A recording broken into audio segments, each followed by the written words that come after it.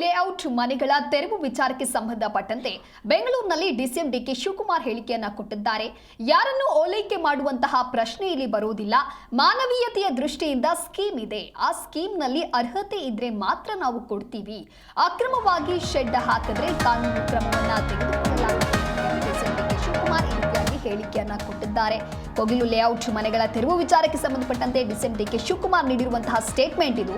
ಮಾನವೀಯತೆಯ ದೃಷ್ಟಿಯಿಂದ ಒಂದು ಸ್ಕೀಮ್ ಇದೆ. ಆ ಸ್ಕೀಮ್ನಲ್ಲಿ ಅರ್ಹತೆ ಇದ್ರೆ ಮಾತ್ರ ಕೊಡ್ತೀವಿ. ಅಕ್ರಮವಾಗಿ ಶೆಡ್ ಹಾಕುವಂಥದ್ದು ಸರಿಯಲ್ಲ.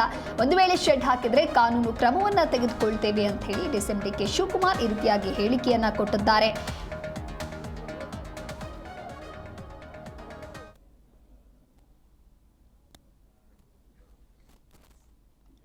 ಯಾರು ಇಲ್ಲಿಗಲ್ ಎನ್ಕ್ರೋಚ್ಮೆಂಟ್ ಮಾಡಬಾರ್ದು. ಇಲ್ಲಿಗಲ್ ಎನ್ಕ್ರೋಚ್ಮೆಂಟ್ ಮಾಡೋರಿಗೆ ನಾವೇನು ಗಿಫ್ಟ್ ಕೊಡೋಕ್ಕೆ ನಾವು ರೆಡಿ ಇಲ್ಲ.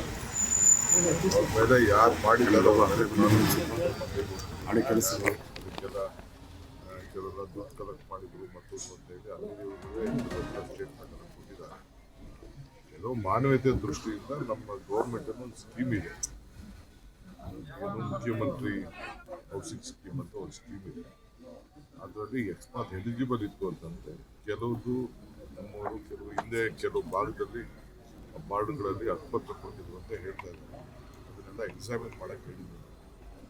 ಜನರ ಹೊರಗಡೆಯಿಂದ ಬಂದವರು ಹೊಸದಾಗೂ ಸೇರ್ಕೊಂಡಿದ್ದಾರೆ. ಅದು ನಮ್ಮ